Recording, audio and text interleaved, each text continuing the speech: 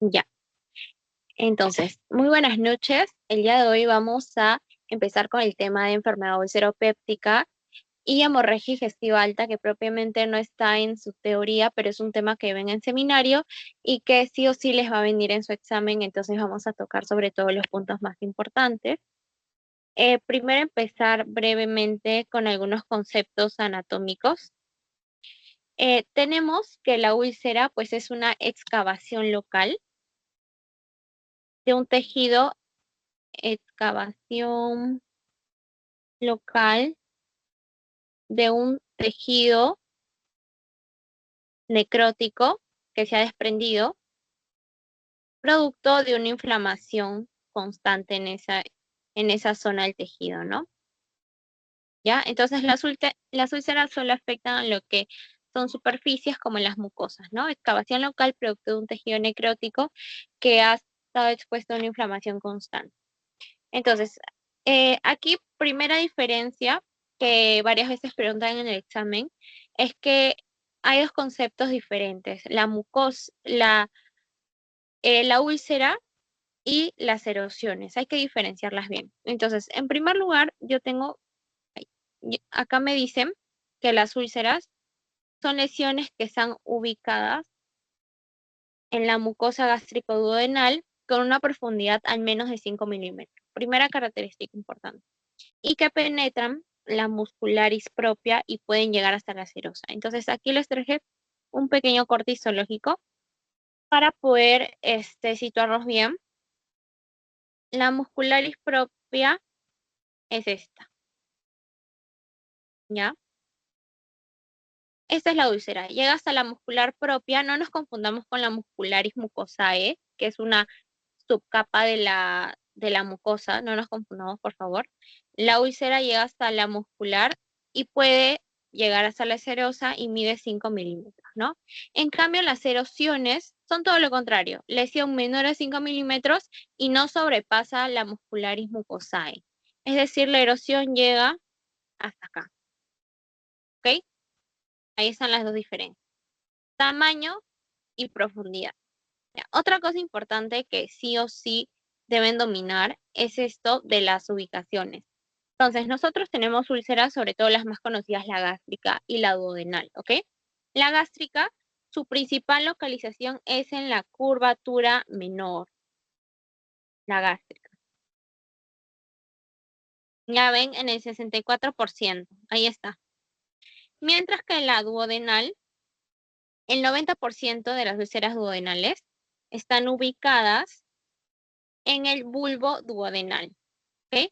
En el bulbo duodenal.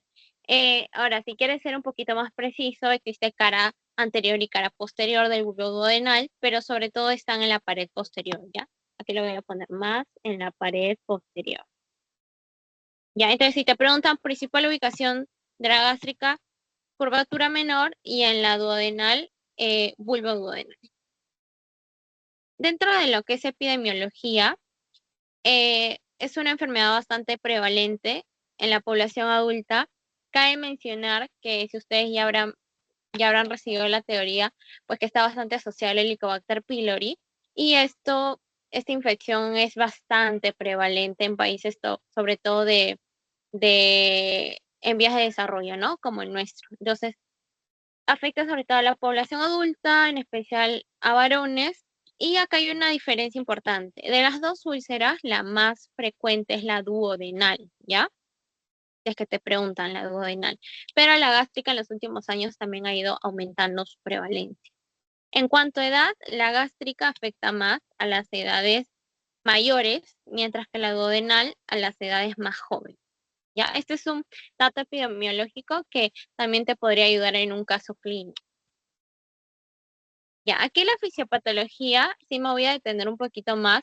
¿Por qué? Porque si tú entiendes la fisiopatología de la úlcera duodenal, también es más sencillo entender, por ejemplo, la fisiopatología de la gastritis, ¿no? Que está bastante relacionado, y después del NM gástrico, ¿ok?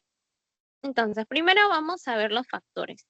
Por excelencia tenemos el Helicobacter pylori, ¿no? Ya dijimos que este es el principal factor asociado a la úlcera tanto gástrica como duodenal, Pero en segundo lugar tenemos a los AINES, ¿ya? Los antiinflamatorios no esteroideos, sobre todo los que bloquean tanto la vía COX-1 como la COX-2, que son el naproxeno, el ibuprofeno, ¿ya?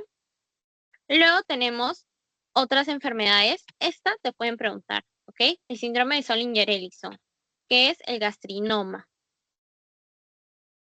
O gastrinoma, que, bueno, como su mismo nombre lo dice, este es un síndrome donde hay una hipersecreción de lo que es la gastrina. ¿Y qué hace la gastrina? Incentivar a que se produzca más ácido clorhídrico. Por eso, síndrome de hipersecreción ácida, ¿ok? El gastrinoma. ¿Y el gastrinoma dónde se ubica? En el páncreas, ¿ok? No nos equivoquemos, en el páncreas. Y causa múltiples úlceras a nivel duodenal por un estado de hipersecreción ácida.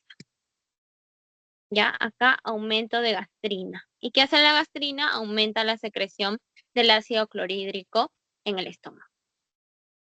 Ya, luego hay otros factores modificables, no modificables, como son los factores genéticos, el estrés, el tabaco, la dieta, también siempre involucrada factores psíquicos y enfermedades asociadas, ¿ya? Pero sobre todo los tres primeros que te he mencionado son los que más te pueden preguntar.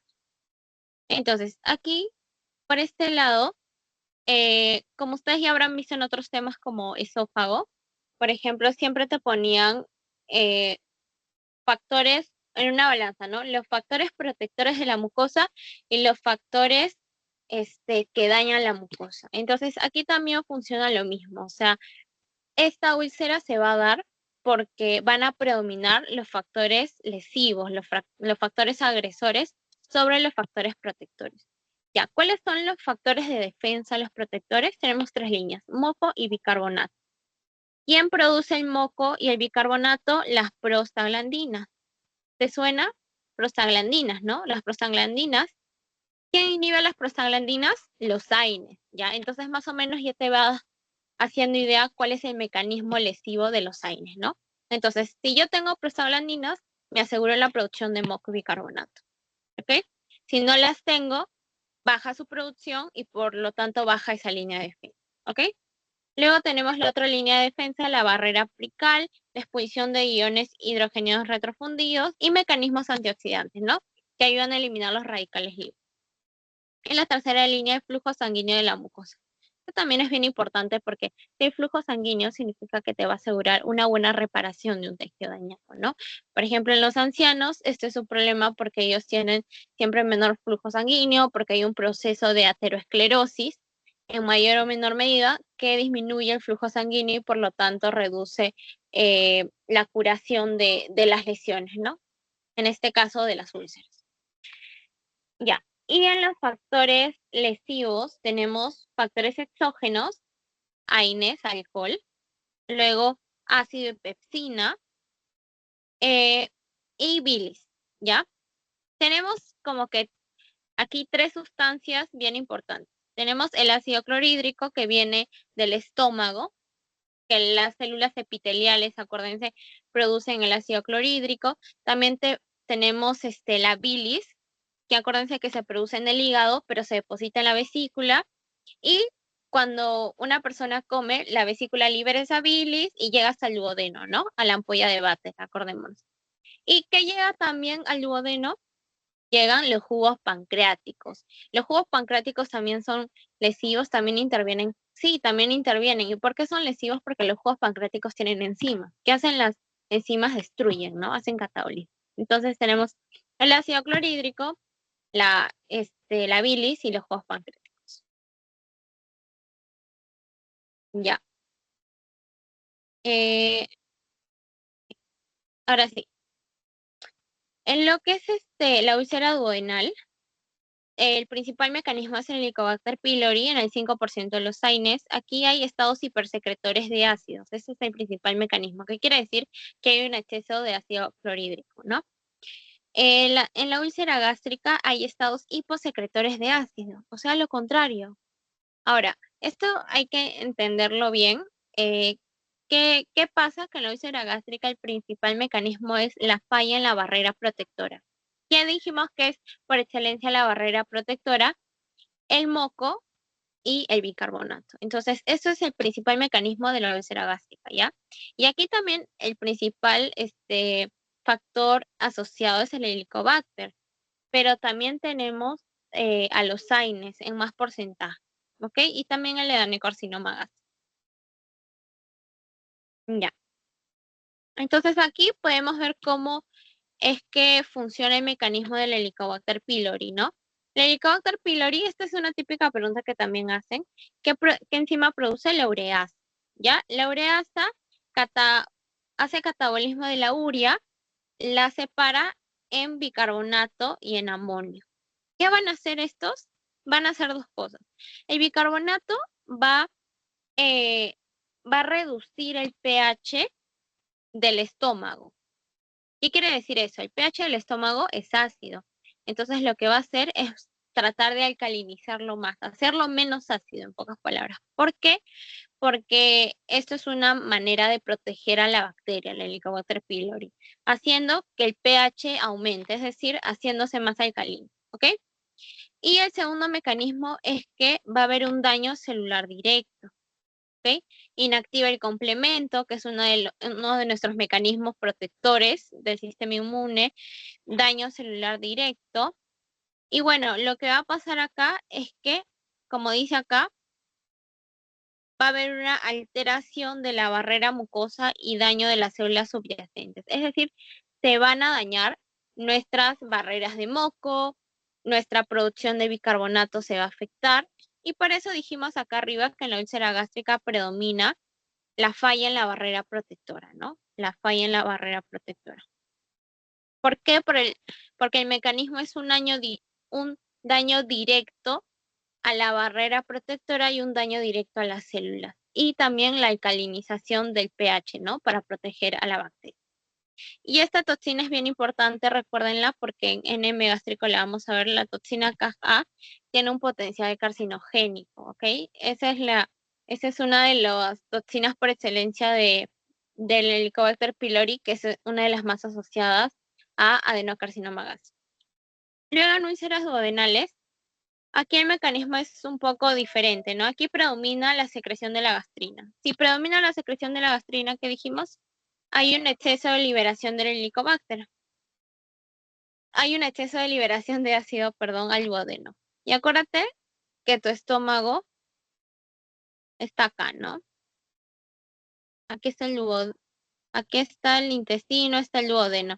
Entonces, acá hay un exceso de ácido que se produce. Ya lo veré. Entonces, ¿a dónde viaja el contenido gástrico? Al duodeno, ¿verdad? Al duodeno. Entonces, ese exceso de ácido va a llegar al duodeno y va a causar ese daño, que es bueno, el desarrollo de una úlcera duodenal, ¿no? Ahora, imagínate que llega 30 veces más de ácido al duodeno. Ya eso es lo que pasa en un síndrome de Solin-Yareliz, donde hay un montón de liberación de gastrina, porque hay un gastrinoma, ¿no? Y se libera un montón de gastrina, un montón de ácido clorhídrico y llegan cantidades excesivas, pero excesivas, de ácido clorhídrico al duodeno, causando múltiples úlceras, ¿ok? En las úlceras duodenales, el mecanismo es similar, pero obviamente los niveles de gastrina no se comparan a los niveles de un síndrome de Solin-Yareliison, ¿no? Que son 10, 20 veces más. Bueno, esos son los mecanismos de úlcera duodenal, úlcera gástrica. Y de los AINES estaba que los AINES, sobre todo los no selectivos, los que inhiben las dos vías, COX-1, COX-2, bloquean la producción de prostaglandinas, ¿no? Ya dijimos que si se bloquea la producción de prostaglandinas, hay una disminución de la producción de moco y de bicarbonato, ¿no? Disminución de bicarbonato y moco. Entonces, ¿qué falla? La barrera protectora, ¿ok? Disminuye la protección de la mucosa gástrica y bueno, por lo tanto, eso va a ser la más vulnerable a que desarrolle una úlcera gástrica. Y bueno, acá hay unos ejemplos de úlcera por estrés. Esos que les acabo de presentar son procesos más subagudos, crónicos, ¿no? Pero también hay úlceras que ocurren de una manera aguda, porque, sobre todo porque disminuye la tercera línea de protección, que era el flujo sanguíneo, ¿ok? Si disminuye el flujo sanguíneo, hay automáticamente una necrosis, ¿verdad? Una muerte del tejido. Entonces, por hipoxia. Entonces, las úlceras de Curling es en los grandes quemados y las úlceras de Cushing en los politraumatizados. Mecanismo: disminución del flujo sanguíneo que produce una hipoxia, una necrosis y por ende unas úlceras de manera aguda. Ya. Aquí en el diagnóstico, lo más importante es siempre empezar por el diagnóstico pues, clínico. En los antecedentes siempre preguntar consumo de AINES, consumo de aspirina, hábitos nocivos como consumo de alcohol, tabaco, o una enfermedad crónica subyacente que ya dijimos que puede estar asociada también. En el examen físico, por excelencia, el síntoma cardinal es la epigastralgia. Y bueno, ya cuando es una úlcera complicada, dentro de sus complicaciones tenemos perforación, hemorragia digestiva, entre otras. Pueden haber síntomas añadidos, ¿no? Como por ejemplo en la úlcera perforada, signos de lo que es signos de peritonitis, ¿no? El abdomen en tabla, este, o globoso, ¿ok? Fiebre.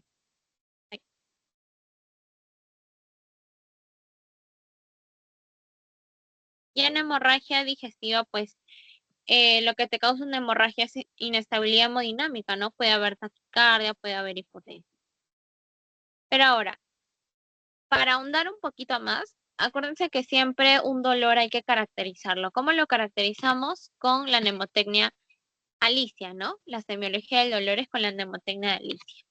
Entonces, primero mencionar que el 70% de pacientes con úlcera péptica son asintomáticos, pero los que ya van presentando síntomas siempre te van a referir lo que dijimos, ¿no? Epigastralgia, dolor abdominal, localizado en el epigastrio, con síntomas de dispepsia ulcerosa, ¿no? Ustedes ya habrán visto la clase de dispepsia, donde predominan síntomas de ese disconfort en el hemiabdomen superior, una sensación de saciedad precoz, dolor, molestia postprandial, eructos, entre otros síntomas, ¿no? Síntomas dispépticos. ¿Cuál es el tipo de dolor de una úlcera? Ardor, un dolor opresivo, desencadenantes. Esto es importante y te lo pueden poner en un caso clínico. Ojo con esto. Si te dicen que un paciente eh, estando en estado de ayuno, que no ha comido nada, empieza a sentir ese dolor, ese ardor en el epigastrio, piensa en úlcera duodenal, porque el ayuno es un desencadenante de su dolor. En cambio, cuando come, ya disminuye el dolor, ¿ok?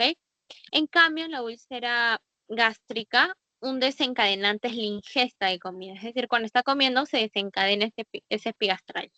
¿Ya? O sea que si te ponen un caso clínico y te ponen este signo clínico que es clave para diferenciar úlcera péptica de duodenal, te puede ayudar a sacar el diagnóstico, ¿no? Ahora, el dolor típicamente es nocturno y cuando hay perforación se puede irradiar hacia la espalda. Síntomas añadidos, dijimos síntomas dispépticos. En caso haya hemorragia digestiva, puede haber melena, hematemesis, taquicardia, fiebre. Estudios de laboratorio, siempre hay que hacer un hemograma porque pueden haber microsangrados de esa úlcera, TB-noneneses. Acordémonos que la hemorragia digestiva alta eh, mm, se puede manifestar con hematemesis o con melena. Entonces, TB-noneneses es sangre microscópica en heces. Niveles elevados de gastrina en ayunas es sobre todo para el síndrome de Solinger-Ellison, el del gastrinoma. Solinger. Las pruebas de Helicobacter, bueno, como sabemos que es el principal factor asociado, obviamente se tiene que hacer el descarte del Helicobacter, ¿no?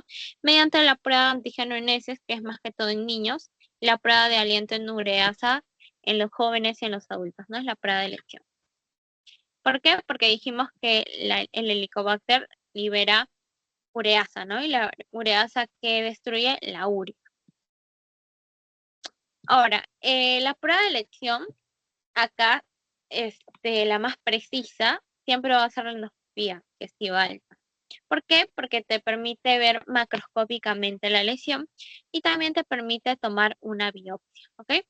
Ahora, ¿cuál es la indicación de biopsia? Sobre todo en las úlceras gástricas, ya en los duodenales rara vez se suele hacer porque las gástricas tienen más tendencia a malignizarse, ¿ok? Entonces te permite la ubicación exacta, la toma de biopsias y acá les puse como un cuadrito que después lo pueden revisar con más calma, pero me pareció bien interesante porque uno también clínicamente, macroscópicamente, perdón, puede ir viendo ciertas características que me ayude a realmente diferenciar si tiene características de benignidad o malignidad, ¿no? Obviamente esto siempre lo determina la biopsia, pero yo con ciertos conocimientos puedo orientar, ¿ok? Entonces, siempre bordes lisos, regulares, que estén en sus localizaciones frecuentes, es más típico de benignidad. En la malignidad, sobre todo masas ulceradas, irregulares, que estén en ubicaciones atípicas, ¿ok?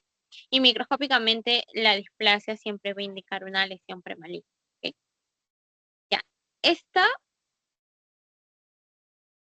yo no me acuerdo bien si se veía esto en la teoría, pero miren, eso es algo que siempre preguntan en los exámenes de salud, en los exámenes de NAM y por si ya han visto todas las noticias que están saliendo, ya el ENAM toca en sexto año, ¿no? A mí ya me toca este año, por ejemplo. Entonces, desde ya hay algunos datos importantes que si no nos los enseñan, deberíamos incluirlos como parte de nuestro aprendizaje, ¿no? Y es mejor que manejes este concepto ahora, que lo veas desde cero, recién en sexto año, créeme. ¿Ok? Entonces, no recuerdo bien si esto era parte de la teoría, pero me acuerdo que sí lo puse porque veía un montón de preguntas en los bancos sobre esto, la clasificación de Johnson, que es para la úlcera gástrica en cuanto a su localización, ¿ya? El grado uno es en la curvatura menor, o sea, su ubicación más frecuente, ¿no? Este es 50% a 60% de las úlceras gástricas, ¿ok?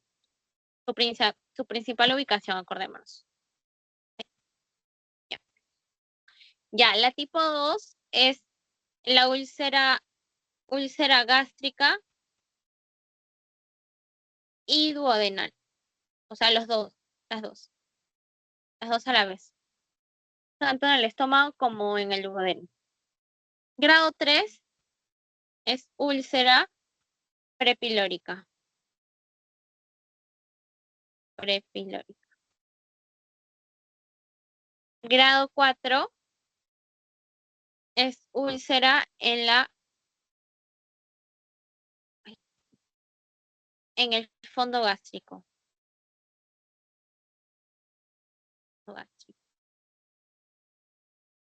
Acuérdate que aquí está la curvatura menor, aquí está el fondo gástrico y aquí está el cuerpo, ¿no? Fondo gástrico. Y la 5 es la múltiple. Bueno, acá no están los puntitos, pero te lo pongo acá. Inducidos por AINES, ¿ya? Me parece que esta fue una pregunta que nos pusieron. ¿Cuál es, qué tipo de lesión causa el consumo excesivo de AINES múltiples úlceras, ¿ya? Es el Johnson tipo 5, múltiples úlceras. Y habitualmente estas son asintomáticas, pero cuando causan síntomas, de frente te causan una hemorragia, una perforación, o sea, se complican bien feo. Entonces, si te ponen un caso clínico donde encuentran múltiples úlceras, tú piensas en etiología ahí, ¿ok? Ya, y ya terminamos con úlcera péptica para pasar a HBA. En el tratamiento, esto sí se los doy como consejo para todos los cursos, sobre todo de clínica. de clínicas que vean. Es importante en los manejos, todo en el proceso diagnóstico-tratamiento, usar estos algoritmos. Estos algoritmos son actualizados, pues, ¿no? Este lo saqué de Clinical Key. ¿Por qué? Porque te da una visión más íntegra de cuál es todo el flujo por orden para el tratamiento, para el diagnóstico, porque a veces cuando tú lo aprendes individualmente, tengo que hacerle, no sé, tengo que darle esta pastilla. Y de ahí ves otra o esta pastilla. Tú no sabes, ¿y cuál es primero? ¿Cuál es la primera línea? ¿Cuál es la segunda línea? Y estos flujogramas te ayudan a ver cuál es la primera línea, la segunda línea y qué hacer en caso no funcione o qué alternativas hay, ¿no? En general, para todos los cursos, sobre todo de clínicas que usen, que lleven. Entonces, acá en el tratamiento de la úlcera péptica, pues no complicada, primero hablan de una no complicada, es decir, que no tenga hemorragia digestiva, que, que no tenga perforación u otras complicaciones que ya vamos a ver más adelante. Se hace primero un tratamiento empírico, que quiere decir que no hago mayores, mayores exámenes para su diagnóstico, como una endoscopia o una biopsia, no, o sea, de frente le doy el tratamiento, me da los síntomas, y oye, ya, probablemente sea una úlcera péptica o una gastritis, ¿no? Y bueno, en caso se sospeche úlcera péptica, se le da inhibidor de bombas de protones, y obviamente si se trata se sospecha de una úlcera duodenal, se le va a dar 4 a 6 semanas, y en una úlcera gástrica sí se le da 8 semanas, más tiempo, porque dijimos que la gástrica tiene más riesgo de malignizar. Lo ideal es que obviamente después de esto se valore mediante endoscopía tras completar el tratamiento, ¿ok? Sobre todo en la úlcera gástrica, ¿por qué? Nuevamente, porque tiene más riesgo de malignidad. En la úlcera duodenal, acá te indican que solo si existe sospecha de complicaciones o recidiva, o sea, los síntomas persisten o regresan, en ese caso ya está indicado la endoscopía. Ahora, aquí eh, también siempre hay que manejar pues la causa subyacente, ¿no? Primero, como las causas más comunes son o AINES o Helicobacter pylori, pues apuesto primero por esas causas. Ingesta de AINES y o Helicobacter positivo. ¿Cómo yo averiguo si el Helicobacter es positivo? Desde el ureasa, ¿no? Que si no me equivoco es un test que la mayoría de MINSAS tiene, ¿no? Porque es un test de muy bajo costo, la verdad, ¿ok? Desde el ureasa. Ingiere AINES y o Helicobacter positivo, no realiza un nuevo test de detección del Helicobacter positivo porque puede salir un falso negativo, ¿ok? Si sale positivo, entonces me voy acá. Helicobacter pylori positivo, le doy el tratamiento erradicador que está acá. Terapia triple, que es el IVP, más claritromicina, más amoxicilina o metronidazol. Y en caso no responda, ya le doy la terapia cuádruple, ¿no? IVP, que por excelencia te dan omeprazol, bismuto, tetraciclina y metronidazol. Esto sí se lo tienen que saber, es importante. Siempre preguntan terapias del Helicobacter pylori. Y esto es algo que también se ha visto en gastritis, ¿no? La terapia del Helicobacter pylori. Es más, hasta ahí te enseñan la terapia de rescate que ya son con fluoroquinolonas. Eso sí es muy importante que lo sepas, ¿ya? Entonces, tratamiento erradicador de segunda línea, tercera línea, e IVPs de mantenimiento si es que no llega a responder. ¿Para qué? Para los IVP sobre todo te calman los síntomas, ¿no? Ese dolor, esa epigastralgia que nos siente. Ahora, si la causa subyacente son los AINES, valorar si se pueden retirar o no. Si no se pueden retirar, digamos que el paciente, no sé, consume aspirina porque tiene algún tema de fibrilación auricular, así, entonces darle un tratamiento de IVPs de manera indefinida, ¿no? Para al menos ayudar a la reducción de los síntomas asociados a las úlceras. Y bueno, siempre también tener en cuenta que esto va de la mano con modificaciones de estilo de vida, dejar de fumar, suspender la ingesta de alcohol y drogas, dieta blanda, evitar irritantes. Ok, acá tenemos los 3 medicamentos más usados, IVPs, antagonistas histaminérgicos. ¿Por qué antagonistas de la histamina tipo 2? Porque recordemos que la histamina es una de las hormonas que también estimula la liberación de ácido clorhídrico, ¿ya? Entonces, si bloqueo la histamina, estoy bloqueando una de las vías que estimulan al ácido clorhídrico. Y siempre protectores de la mucosa gástrica. Tener en cuenta que estos pueden hacer que el paciente haga heces oscuras, entonces importante no confundir esto con melena. Y ahora sí, en las complicaciones, ya terminado con este tema, en las complicaciones tenemos hemorragia digestiva no varicial, perforación, obstrucción o estenosis o penetración a estructuras adyacentes, ¿ya? Estructuras adyacentes como por ejemplo el páncreas, ¿ok? Entonces aquí la que más nos importa, la que le vamos a, en la que vamos a ahondar un poco más por lo mismo que en la práctica clínica, eh, es más común y porque es algo que les van a tomar más en su examen, es la hemorragia digestiva no varicial. No varicial porque acuérdense que la varicial es una consecuencia de la cirrosis que lo vamos a ver en la siguiente. Aquí están las principales causas de hemorragia digestiva alta, la cabeza, las úlceras gástrica y duodenal. ¿Ya? La que más se complica de las dos es la gástrica, siempre la gástrica, porque a la gástrica hay que biopsiarle, a la gástrica hay que hacerle seguimiento con endoscopía, ¿ya? Y hay que darle un tratamiento incluso más largo, ¿ya? ¿Cuál es la clínica de esta hemorragia digestiva? Melena, tenemos la hematemesis, hematoquesia, que es vía rectal, dolor abdominal, hipotensión, taquicardia, diaforesis, ¿no? Signos de sangrado y signos de inestabilidad hemodinámica, en resumen. Ahora, ¿cuál es el algoritmo para el manejo diagnóstico de esta hemorragia digestiva alta? Confirma una hemorragia, ¿cómo la pueden confirmar? Por ejemplo, haciéndole tacto rectal, ¿no? Ahí se observa la melena o, o que hayan signos de que el paciente esté con inestabilidad hemodinámica, ¿ok? Entonces, una vez que se confirma, yo le coloco dos vías periféricas. Uno para pasarle los cristaloides y cloruro de sodio, porque si está inestable hemodinámicamente le tengo que dar volumen. Y otra para ponerle un bolo de IVP. Los IVPs también ayudan a cicatrizar las úlceras. Si yo le pongo un bolo, que es una gran cantidad de IVPs, es porque quiero un efecto más inmediato, ¿no? También valorar la transfusión de sangre en caso haya perdido bastante sangre. Y otros, también podemos valorar ponerle plaquetas, otros hemoderivados si lo requiere. Pero principalmente el IVP en bolo, 80 miligramos en bolo endovenoso y los cristaloides.